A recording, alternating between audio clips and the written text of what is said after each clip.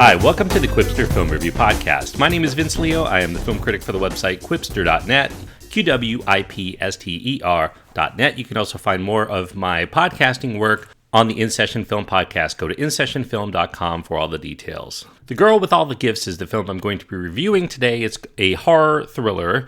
It's R-rated because of disturbing violence, bloody images, as well as for language. It runs an hour and 51 minutes. Senia Nanua, Gemma Arterton, Glenn Close, and Paddy Considine are in the cast. The director is Colm McCarthy, and Mike Carey writes the screenplay based on his novel. Now, the zombie horror genre would seem like it would be well fresh out of ideas, but the thoughtful and very measured The Girl with All the Gifts proves that there's still more juice to squeeze out for those who enjoy a well-made tale of The Walking Dead. Now, I guess I shouldn't say Walking Dead because I think zombie purists are going to point out that the infected, in fact, don't meet the definition of undead zombies, but for most people, this would be considered a traditional zombie kind of movie. Now, scaring audiences is not really high on the agenda of veteran TV director Colm McCarthy. This is a pretty nice feature film debut. Actually, he did one feature before, but most people didn't see it. And Mike Carey, who wrote the original novel as M.R. Carey, they spin forth a pretty good ghoulish dystopian yarn with characters that at least have the semblance of nuance. That's certainly a priority that they made while making this film. The story as it is set in England at this unspecified time, sometime in the near future, we imagine, where we find that Earth may have all but been completely dominated by some sort of invasive fungus that can latch itself and grow inside humans within seconds that turns them into Hungries, aka zombies, who seek out non-infected humans and other forms of life in order to sate their thirst for flesh and blood. Now, within a heavily guarded military base, uninfected soldiers and scientists and civilians are working diligently on finding a way to cure the virus. They experiment primarily on a group of young boys and girls who are born infected but have the capacity for learning. In other words, they're cannibals, but they're far from mindless. Now, one star pupil is Melanie, played by Senia Nanua, who is gifted with the ability to solve complex problems. She's frequently challenged by her empathetic literature instructor named Helen Justineau, who's played by Gemma Arterton, as well as the director of the experiment, Dr. Caroline Caldwell, played by Glenn Close. Caldwell thinks that Melanie's biology holds the key to an antidote to the virus, so she is very keen on doing some experiments on her. However, even the most secure of locations is not secure enough when the Hungries emerge, and that leads to a small group of them having to travel and to fight for survival with seemingly fewer options to turn to during their time of need. The Girl with All the Gifts is nicely performed by a pretty good cast of actors, as you've heard, with young Senia Nanua holding down the lead role with good skill and showing both a vulnerability as well as great ferocity, and that makes those around her both sympathetic toward her and yet always ever wary of what might be unleashed if she were to turn hungry.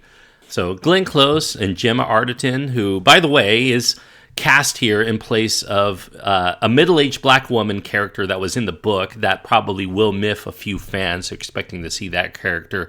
Paddy Considine's also in here. They contribute pretty well in their respective parts, although it does become obvious which of these uninfected group will carry through the entire film based on our knowledge of who the stars of the film are and which of the soldiers that are in the group are going to meet their maker along the way. It's a lot like Star Trek's red shirts, if you will.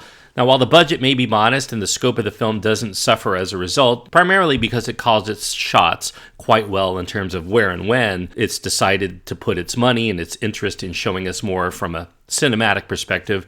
This is especially true in the set piece where the Hungries are raiding the military compound, done mostly in one long and impressively mounted take. It's a good-looking film, all in all, considering the modest budget. So for horror fans, I should mention that the jump scares as well as the gore are minimal, even though this does have an R rating, and that may displease those who are really into the aesthetics of horror. But I do think that that also makes it very accessible for viewers who are normally squeamish about the zombie horror genre because of the excessive gore and the lack of credibility in the plot, because the makers of those films tend to favor the gore and the sensationalism. Now, most of the unease of The Girl with All the Gifts generates from the psychological implications of the attacks on the protagonist more so than that blood and guts type of violence. This is a rare zombie thriller. It's told with patience more for those who enjoy the likes of the somber sci-fi stylings of such films as 28 Days Later than it would for those who prefer the chiller-minded horror of Night of the Living Dead. So I enjoyed The Girl with All the Gifts. I think that it holds up pretty well, and I do think that it will probably entertain most viewers. It's 3.5 stars out of 4 for me. 3.5 stars on my scale means I think it's a good movie, and I do think it's worth going out of your way to see if this at all sounds of appeal to you. So 3.5 stars for The Girl with All the Gifts. Thanks everyone for listening. I hope that you enjoyed this review.